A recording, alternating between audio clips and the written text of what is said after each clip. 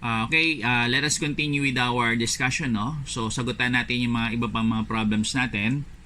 So, for problem number 6, a 10-meter diameter cylindrical tank has a height of 5 meters and is full of water at 20 degrees centigrade. So, at 20 degrees centigrade, ang unit weight ng water is at 9.879 kN per cubic meter. If the water is heated to a temperature of 50 degrees centigrade, at this point, the unit weight of water then becomes 9.689 kN per cubic meter. Let us solve for the following. So, in this case, we have 3 requirements. So, for the first requirement, the weight of the water at its initial temperature. Second requirement is the volume of the water when heated to its final temperature. And then, third and last requirement is the volume of the water that will spill over the edge of the tank. So, for the first requirement, so, gamitin natin yung condition na applicable, no? So, at its initial temperature of 20 degrees centigrade, ang unit weight ng water is found to be at 9.879 kN per cubic meter. So, take note once again that the unit weight has a formula of weight all over volume. So, yung weight na to, lilabel natin as the weight of the water. Yung volume dito is what we call the volume of the water. So, once again, since yung water is an example of a liquid, yung volume ng water natin can also become as the volume of the tank, which is, pag sinabi natin volume ng isang cylinder, ang formula natin is area ng base multiplied by the height of the tank. Kung babalikan natin yung subject nyo regarding sa solid mensuration. So, in this case, tingnan natin yung original formula. Ang original formula, you have gamma is weight all over volume. So, since ang hinahanap natin dito is yung weight of the water at its initial temperature, or technically weight of the water, so weight of water is equivalent to gamma multiplied by the volume of the tank. So, tingnan natin yung formula natin. The weight of the water at its initial temperature, you have weight of the water, we have the gamma of the water multiplied by the volume of the water. So, once again, since yung water is an example of a liquid which does not have a definite shape, rather, kung naman yung shape nung paglalagay niya, yun yung i-conform niya shape. So, yung volume ng water natin then becomes the volume of the tank. So, volume of the tank, in particular cylindrical, you have area ng base multiplied by the height. So, area ng base o area ng circle, kasi circular yung pinaka-shape niya, you have pi all over 4 diameter square o diameter ng tank square multiplied by the height of the tank. So, in that case, i-affix na natin mga corresponding numbers. Ang unit weight ng water at its initial temperature is 9.879 kN per cubic meter. Multiplied by phi all over 4. Then, multiplied by 10, distribute natin power of 2 square meter square, multiplied by 5 meters. So, in this case, meter square saka meter combined, magiging cubic meter. So, cubic meter all over cubic meter eventually will cancel each other out. So eventually, matitira natin unit dito is kilonewton. So in this case, the weight of the water at its initial temperature of 20 degrees centigrade is found to be at 3,879.4742 kilonewton. So yung second requirement naman natin, base sa problem statement, the volume of the water when heated to its final temperature. So, for B, at 50 degrees centigrade, ito yung final temperature. Ang gamma ng water natin o unit weight ng water natin is found to be at the value of 9.689 kN per cubic meter. So, derive natin yung corresponding formula. Again, gamma, you have weight all over volume. So, gamma ng water at 50 degrees centigrade is equivalent to the weight of the water at 50 degrees centigrade all over the volume of the water at 50 degrees centigrade. So, meron ako mga nilagay ng mga notes dito.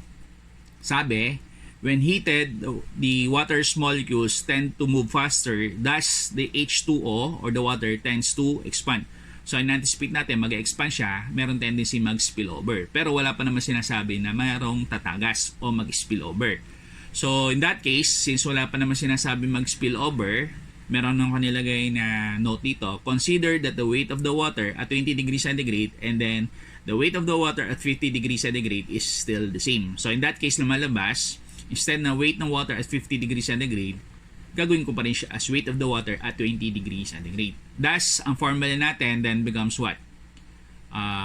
Since ang hinahanap natin dito is yung volume ng water at 50 degrees centigrade, itong part na to, magsaswap siya with respect dito sa part na to. So, lumalabas, ang volume ng water at 50 degrees centigrade, ito is equivalent to the weight of the water at 20 degrees centigrade all over the unit weight of the water at 50 degrees centigrade.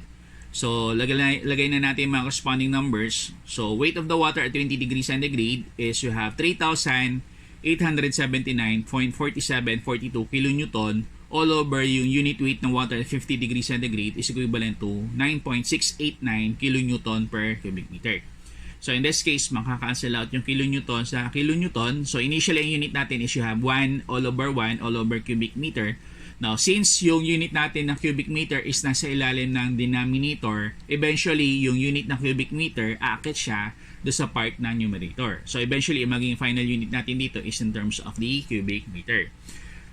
So therefore, ang volume ng water natin when heated at 50 degrees centigrade, which is found to be the final temperature, is equivalent to 400.3998 cubic meter.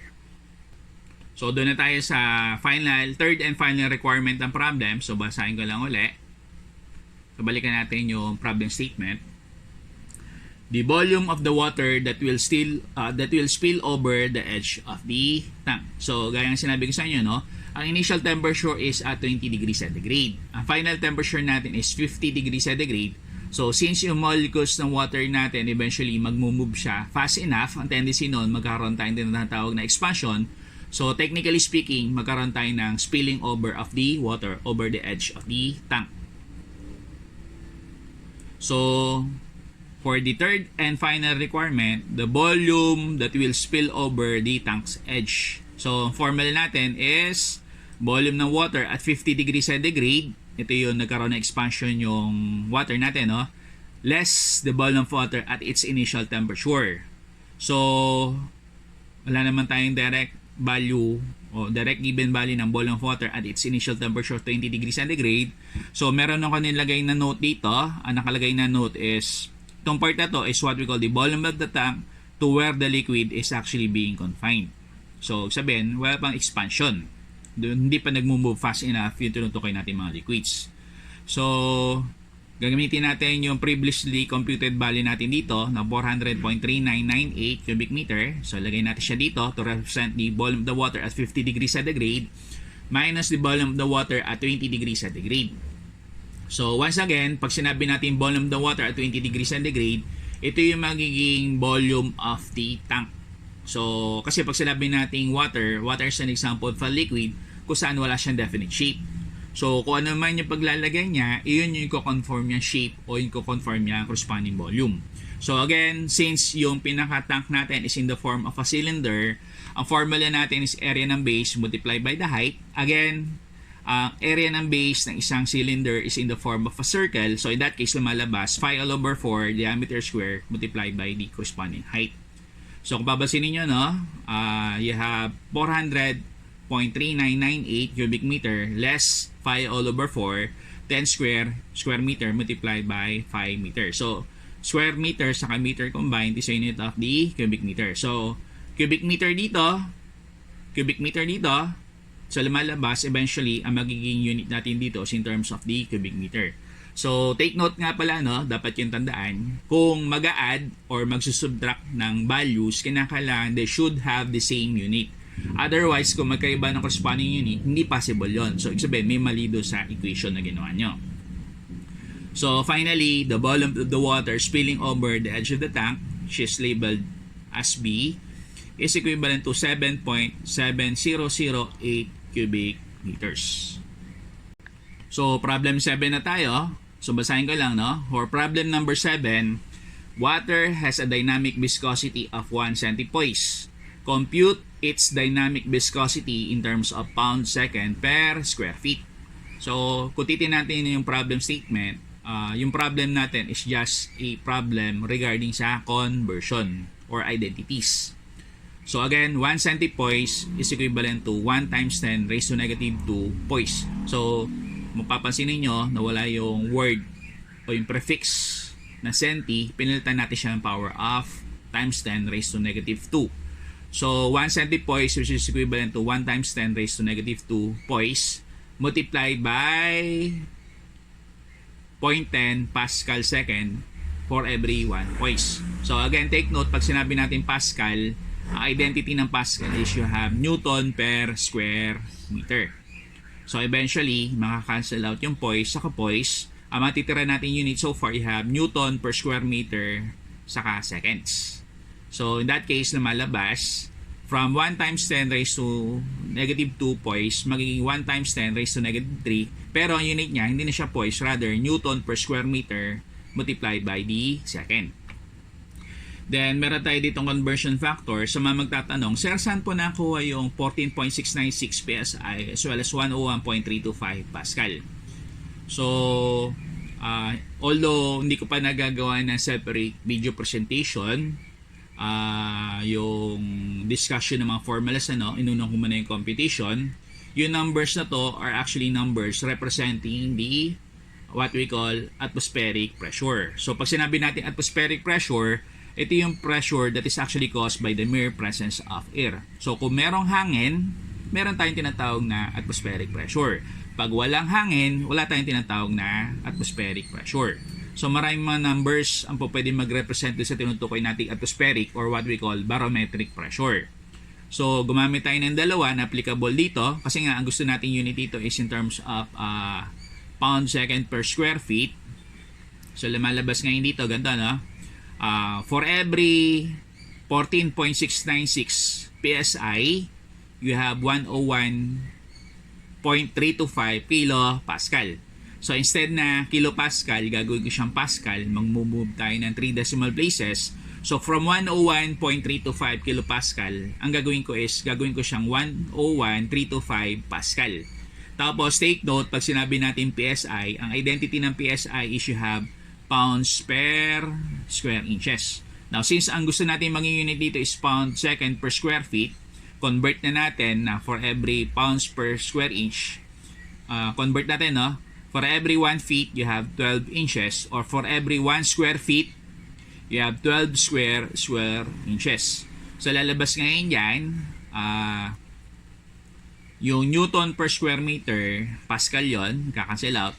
So initially, ang matitiran natin unit is PSI second. However, hindi PSI second. Rather, you have PSF as in pound per square feet second. So in that case, kinakailangan mag-provide tayo ng conversion.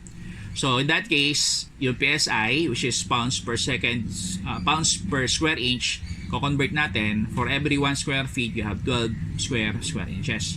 So in that case, kakancel out yung square inch, ang matitira natin unit is pound square feet as well as second, which is yun nga yung required dito sa problem statement ito.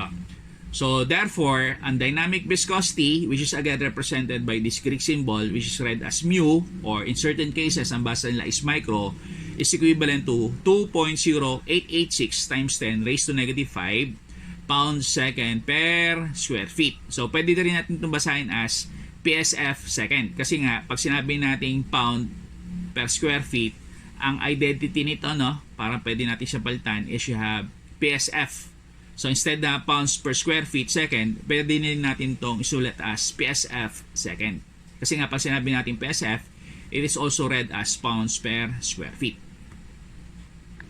So meron pa tayong isang alternative solution, ano? So dapat yung tandaan, kaya tayo nag-aaral ng engineering is we are actually attempting to create more than one possible solution. So may mga cases na hindi lamang limited sa isang particular solution, yung isang problem statement. So gamitin natin yung value 1 times 10 raised to negative 3 Newton per square meter second. So ito ha. So instead na gagamitin natin yung conversion natin dito, ang gagamitin natin is ito. So conversion factor to ha, in terms of yung weight. So for every 1 kilogram of force, you have 2.205 pound of force or equivalent to 9.806 Newton. So in that case, Newton sa Newton magka-cancel out. So initially, yung unit natin is pounds of force second per square meter. So take note, sa isang metro, meron tayong 3.28 feet, or for every 1 square meter, you have 3.28 square feet. So in that case, makakancel out yung square meter dito, saka square meter dito. So in the end, ang unit natin, you have pounds second per square feet, which is to. So kung titignan natin, hindi masyado nalalayo yung mga corresponding numbers natin. Ang dynamic viscosity in this case, using this particular solution, is equivalent to 2.091 times 10 raised to negative 5 pound second per square feet, or PSF seconds. So next problem, no, which is problem number 8. At what height in meters would the vertical column of water be supported by standard atmospheric pressure? And another one is, instead of using water, what if mercury was used instead? So yung problem natin ito, actually is lumabas siya as board problem way back before. So papasin natin, akala nyo hindi siya solvable kasi walang given ng mga numbers. However, din sa mga words na ginamit to, meron siya mga corresponding numbers. So hanapin natin, So, ito yung tinutukoy nating simple barometer. So, this device is what we call the simple barometer. So, lumalabas, meron tayong isang cup dito, meron tayong isang clear long glass tube. So, yung clear long glass tube na to, na meron liquid, babaliktarin natin siya. So, once na binaligtad siya, tatapon yung liquid dito, magsisettle siya sa may cup. So, in that case, hindi lahat ng liquid natin dito tatapon. Kasi nga, on the outside, meron tayong tinatawag na atmospheric pressure. So, once again, pag sinabi nating atmospheric pressure, ito yung pressure that is caused by the mere presence of air. So, sabihin, again, pag walang hangin, there is zero atmospheric pressure, zero barometric pressure. Atmospheric pressure sa barometric pressure are considered to be the same. Kasi nga, pag sinabi nating barometric, it came from the word barometer, which is a device that is used for measuring the atmospheric pressure. So, ang hinahanap natin dito is yung corresponding distance magmula dito sa pinaka-topmost level ng liquid saka dito sa may bottommost level ng pinaka-liquid. So, in this case, dalawa yung given substance natin. In the form of water, tapos meron tayong tinatawag na atmospheric pressure, meaning meron tayong presence ng air. So, in this case, with air given, kung gagamitan natin ang formula via the ideal gas law equation, yung ginagamit natin on yung formula do sa thermodynamics, the ideal gas law equation, you have PV is equivalent to MRT. In terms of the pressure, you have pressure P is equivalent to the mass M multiplied by the ideal gas constant R multiplied by the absolute temperature T all over the volume. However, kung titingnan natin yung formula na to, i-analyze natin o evaluate natin, hindi natin pwedeng gamitin itong formula na to kasi nga kulang-kulang. So, not possible. So, in this case, cross out natin yung possible formula ng pressure since given yung air as P is equivalent to MRT all over B. However, since meron din naman tayo another substance dito in the form of water, which is an example of a liquid, ang liquid pressure kasi, by the way nga pala, is equivalent to gamma height. Ito yung formula ng liquid pressure, gamma height. So, meaning say, ang hinahanap natin dito sa height. So, derive natin formula ng height. So, may 1 as is yung height natin dito. Height therefore is equivalent to P all over yung tinutukoy nating gamma. So, meaning say, andito na ngayon yung hinahanap natin. The height of the water that could be supported by the atmospheric pressure is equivalent to atmospheric pressure all over the unit weight or gamma of water. So, naka-highlight to, So, naka-highlight. Atmospheric pressure. Gaya nga sinabi ko sa inyo, ang atmospheric pressure is the pressure that is caused by the mere presence of air. So, maraming possible values yung tinutukoy nating atmospheric pressure. So, nakalist down siya dito. Tatlo yung gagamitin natin. Although, meron pang ibang possible values. However, gagamitan din natin sila ng conversion. So, in this case, I found it unnecessary para i-cite pa sila kasi nga, hindi naman sila magagamit directly. So, atmospheric pressure, pwede siyang 14.696 PSI, read as pounds per square inch. Pwede din siyang 101.325 kilopascal or read as kilonewton per square meter. And last one, we have 1.0332 kilogram of force per square centimeter. So, kung papasin ninyo yung mga corresponding numbers, magkakaiba na numbers. So, Yung reason na mag-explain kung bakit magkakaiba ng corresponding ranges ng number kasi magkakaiba sila ng unit. Pero kung i-convert natin sila into the same unit, lalabas, mag-i-equal yung mga corresponding numbers. So, unit weight or weight density ng water, gaya ng sabi ko sa inyo, no? Standard siya. So, in this case, iba yung gamma ng water compared do sa raw ng water. Ang raw ng water, normally ginagamit natin is dalawang constant, isang 1,000, isang 62.427. So, in this case, ang gamma ng water natin na pwedeng gamitin is you have 62.427 pound of force per cubic feet, or which is also equivalent to 1,000 kilogram force per cubic meter, which is also equivalent to 9.806 kilonewton per cubic meter. So kung titingnan natin yung solution dito, we have at least 3 possible solutions involving different kinds of corresponding value. So in this case, the height of the water that could be supported by the standard atmospheric pressure is equivalent to atmospheric pressure all over unit weight ng water. So ang gagamitin ko atmospheric pressure dito is you have 101.325, tapos ang unit weight ng water ang gagamitin ko is 9.806 kilonewton per cubic meter. So in this case, 101.325 kilonewton per square meter all over 9.806 kilonewton per cubic meter. So in that case, kilonewton sa kilonewton magka-cancel out. So square meter sa cubic meter magka-cancel out, total in square meter, may matitira meter. So again, take note, yung meter natin nasa ilalim ng denominator, ilalim ng denominator. So technically speaking, 1 all over 1 all over meter. So yung meter natin magiging numerator unit. So once simplified, ang height of water that could be supported by standard atmospheric pressure is found to be at the value of 10.3329 meters. So using a different set of solution, instead of 101.325, instead of 9.806, ang ginamit ko naman is 1.0332, tapos instead na 9.806, ang ginamit ko is 1,000 kg force per cubic meter. So, height of water, atmospheric pressure all over unit weight ng water, you have 1.0332 kg force per square centimeter all over 1,000 kg per cubic meter. However, kung babasin natin, ang magka-cancel out lamang dito is yung kilogram force. Hindi pwede mag-cancel out yung square centimeter as well as cubic meter. So, in that case, itong part na to, conversion units lang to, no? Again, for every 1 meter, you have 100 centimeter, or for every 1 square meter, you have 100 square centimeter. So, square centimeter, magkakancel out. Square meter sa cubic meter, again, magkakancel out. May matitira ngayong unit meter.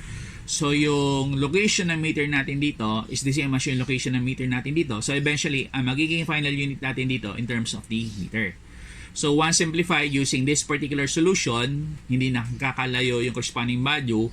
Ang height ng water that could be supported by standard atmospheric pressure is at 10.332 meters. Then, last solution para do sa first requirement natin. Height of water is atmospheric pressure all over the standard weight density of the water. So instead na 101 saka 1.0332, ang gagamitin natin is 14.696 instead na 9.806, at 1,000 ang gagamitin naman natin is 62.427. So gamitin natin equation. So again, kung titingnan nyo, magka-cancel out lamang muna dito initially yung pound of force saka pound of force, pero hindi po pwede mag-cancel out yung square inch saka yung cubic feet. So in that case, kailangan lang mag-provide tayo ng conversion. So take note, for every 1 feet you have 12 inches, or for every 1 square feet you have 12 square inches. So square inch sa taas, sa ibaba ng itaas, kakancel out sa ibaba, at ibaba ng square inches. So square inches sa square inches magka-cancel out. Square feet sa cubic feet, totally magka-cancel out yung square feet, may matitira tayo ngayong feet. So yung height of water that could be supported by standard atmospheric pressure, instead na siya is expressed in terms of the meter at expressed in terms of the number of feet, is found to be at the value of 33.8992 feet. So basahin ko lang yung naka-highlight dito. The height of the water that could be supported by standard atmospheric pressure is equivalent to 10.33 meters, or in terms of the feet, you have 33.899 feet. So take note, this number is almost approximately equal to the standard atmospheric pressure, which is 33.934 feet of water, which could be found from your handouts. Now, yung second and then final requirement for this particular problem, supposedly daw gumamit tayo ng barometer, which is ito, no? Pero instead of using water, ang gagamitin natin is mercury. Ilan yung magiging corresponding value? So, tinaman na natin, no?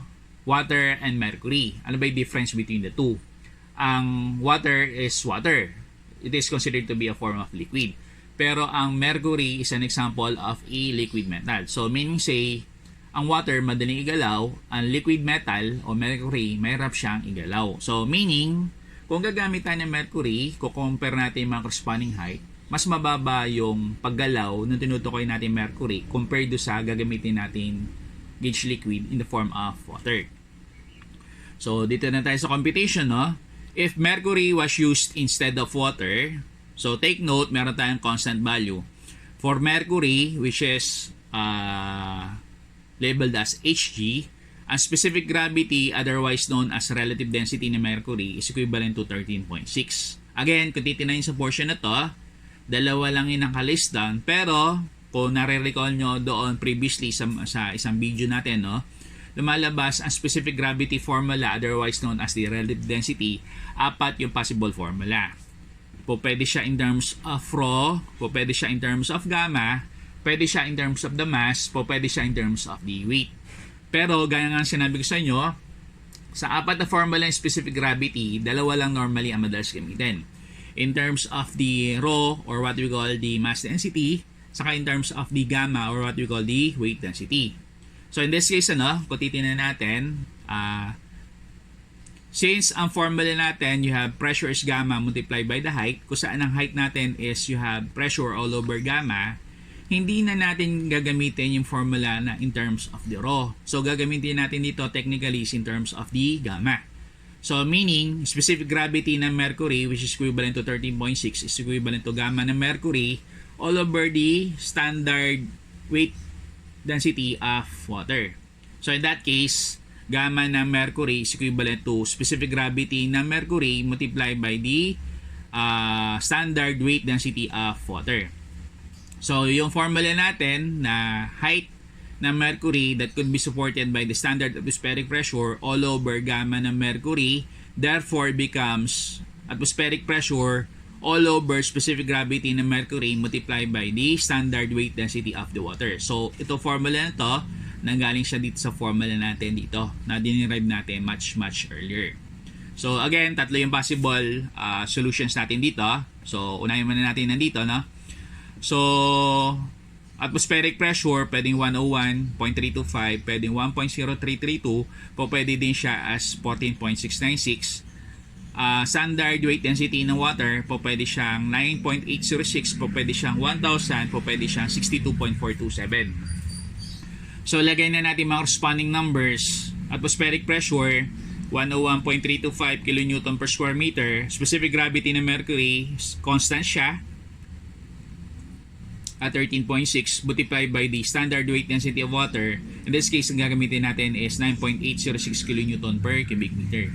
So magkakancel out yung kilonewton, cubic meter sa square meter, mababawas completely ngayon yung square meter, pero may matitira tayong unit ng meter. So ang height ng mercury na kayang suportahan na tinutukoy nating standard atmospheric pressure, so yung kanina, no, you have 10.3329 meters, sobrang taas. Ito naman, sobrang baba. So again, a logical explanation doon, ang mercury kasi, once again, is what we call an example of a liquid metal. Metal is solid, almost solid, is actually an example of a solid. So ibig sabihin, mahirap siyang igalaw. So ang height ng mercury that could be supported by standard atmospheric pressure is equivalent to 0.7598 meters. So gamit pa tayo na another solution. So from 101.325, gawin natin as 1.0332. However, kung titignan natin equation, meron tayo dito provide additional number. So conversion lang ito, So 1.0332 kg force per square centimeter divided by 13.6 multiplied by 1,000 kg force per cubic meter. So in this case, magka-cancel out initially yung kilogram force, pero hindi po pwede mag-cancel out yung square centimeter saka yung cubic meter. So in that case, magpo-provide tayong conversion. Again, for every 1 meter, you have 100 centimeter, or for every 1 square meter, you have 100 square centimeter. So, once simplified, lumalabas ang height ng mercury natin is equivalent to 0.7597 meters. Almost approximately equivalent dito with the slightest discrepancy dun sa corresponding decimal o sa point na. So, last one, the height of the mercury that could be supported in terms of the feet rather than in terms of the meter. So, ang standard atmospheric pressure natin, gagamitin natin dito is 14.696 pound of force per square inch divided by the standard specific gravity of mercury, which is at 13.6, tapos standard weight density of the water at 62.427. So magka-cancel out yung pound of force, pero yet again, hindi po pwedeng mag-cancel out yung cubic feet saka square inches. So in that case, magpo-provide tayo ng conversion.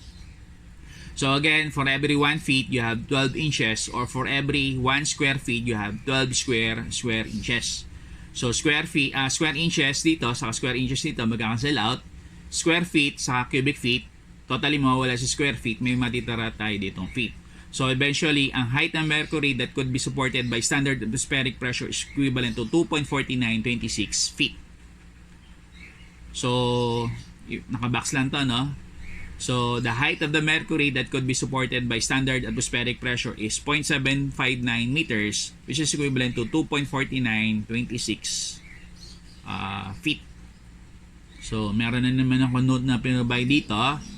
Doon sa handout na pina-provide ko sa inyo, ang PATM, or what we call the standard reference for atmospheric or what we call barometric pressure, ang standard value niya is 760 mm of mercury, which is almost equivalent to 0.759 meter. Kung ko-convert natin siya in terms of the millimeter, slightest discrepancy. So, for problem number 9, a cubic meter of air at barometric pressure weighs 12 newtons. What is its specific volume? So, again, pag sinabi natin barometric pressure, it is also what we know as atmospheric pressure. So, specific volume formula represented by the symbol is equivalent to volume all over mass. So, from the weight formula, ang weight formula kasi natin is you have mass multiplied by the observed gravity all over the gravitational constant. So, derive natin yung formula dito in terms of the mass. Mass therefore is equivalent to weight, gravitational constant divided by the observed gravity.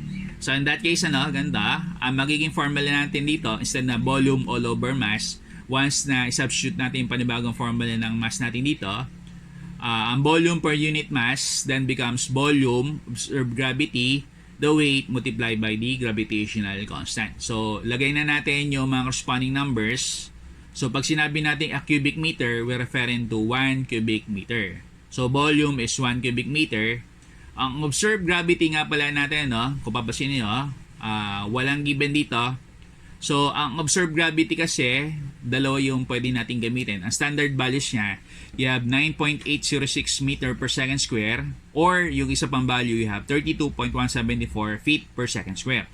So, para wala masyadong conversion, mas proper na number na gagamitin natin ditong observed gravity, instead na 32.174, ang gagamitin natin dito is 9.806 meter per second square.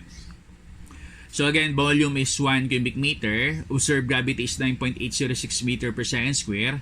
Ang weight natin dito, nakalagay, ang weight natin dito is 12 newtons. Tapos ang gravitational constant, again, tatlo, po pwede siyang 32.174, po pwede siyang 9.806, or po pwede siyang 1. So in this case, para ma-cancel natin siya at lumabas yung unit na to, ang gagamitin natin value doon sa tatlong sinabi ko sa inyo ng gravitational constant is 1, or 1 kilogram of mass meter per newton square second. So, meter per second square dito, magka-cancel out. Newton sa newton dito, magka-cancel out. So, technically speaking, ang magiging final unit natin dito is you have cubic meter per kilogram of mass. So, specific volume is you have 0.8172 kilogram of mass per cubic meter. So, meron pa tayong isang possible solution dito. So, basahin ko lang yung sinulat ko, no? So, another solution, without any given gravity, ito medyo technical, no? Without any given gravity, ang sabi, ang value daw ng mass saka weight, ang value daw ng mass saka yung value ng weight is equal. So, baka sabihin nyo, sir, magkaiba yung concept ng mass, magkaiba yung concept ng weight. Tama naman. So, mass and weight are considered to be equal, as in 1 pound of force is equivalent to 1 pound of mass is equivalent to 1 pound of force, or 1 kilogram of mass is equivalent to 1 kilogram of force. So, meaning say, ganito, no? Ang point ko lang is, ang pounds kasi, as well as yung kilogram, pwede siyang gamitin to represent either units of the mass or that of the weight. So, para mag-equal sila, re-retain natin yung number, pero lumalabas, magkaiba lang ng bagay sa corresponding unit. Or sabi dito, or change the subscript from sub M to sub F. So, sa conversion factor natin, no, meron tayong conversion factor. For every 1 kilogram of force, you have 9.806 Newton. So, lumalabas ganito, no? Yung 12 Newton na weight, convert natin. 12 Newton multiplied by 1 kilogram of force all over 9.806 Newton. So, cancel out yung Newton sa Newton. Eventually, yung weight na 12 Newton magiging 1.2237 kilogram of force. Ngayon, base dito sa earlier statement, since wala naman binigay na gravity at ang gravity gagamitin natin dito is standard, same number gagamitin natin pero babaguhin lang natin bahagya yung corresponding unit. So, yung 12 Newton, which is equivalent to 1.2237 kg force, ay equivalent din sa 1.2237 kg of mass. So, gamitin na natin yung general formula ng tinutukoy natin specific volume. You have volume per unit mass. So, volume natin is 1 cubic meter.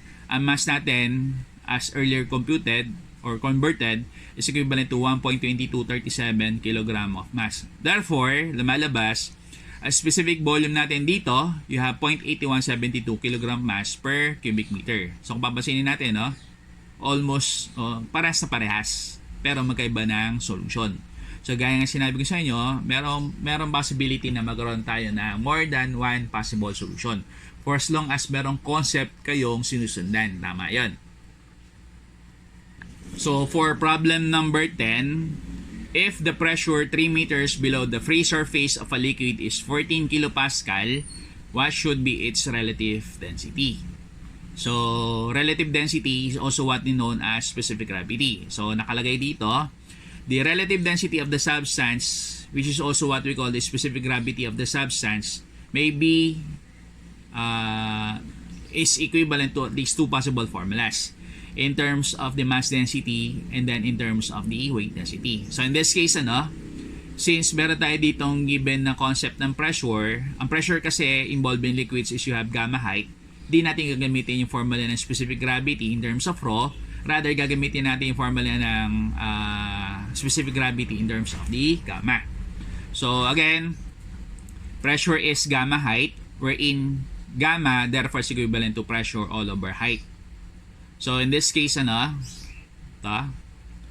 gagamitin na natin yung formula na nandito. Ang specific gravity ng substance, in this case, liquid, is equivalent to gamma ng substance all over gamma ng water na standard. So, in that case, lumalabas, palitan na natin yung gamma ng substance na magiging gamma ng liquid in terms of pressure all over height. So, technically speaking, lumalabas, ang formula natin then becomes 1. The specific gravity of liquid therefore is equivalent to pressure all over standard weight density of the water multiplied by the value of the height. So, combine nyo lang yung mga corresponding values. So, malabas, pressure natin dito is 14 kilopascal. So, kilopascal, ang identity niya is kilonewton per square meter. Ang standard weight density ng water, again, is 9.806 kilonewton per cubic meter. Constant to constant. Multiplied by the height, which is equivalent to 3 meters. So, in this case, lumalabas, kilonewton sa kilonewton, magkakancel out. meter saka square meter, hindi sila magka-cancel out. Rather, magko-combine sila. So, meter square saka meter combined is a unit of the cubic meter.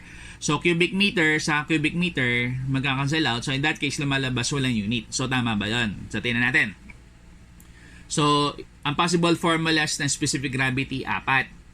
So, ratio between the mass density, ratio between the weight density, ratio between the masses, and then ratio between the corresponding weights. So, kung ano yung unit sa taas, yun din magiging corresponding unit sa baba. So, technically speaking, pag sinabi natin specific gravity, otherwise known as the relative density, it is considered to be a unitless quantity. So, in this case, tama lang to. The relative density of the liquid is equivalent to 0.4759.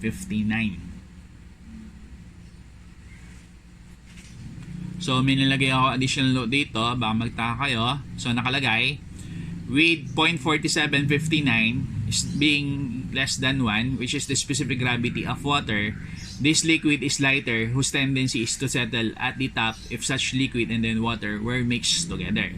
So, ang point ko lang sa actually ganito.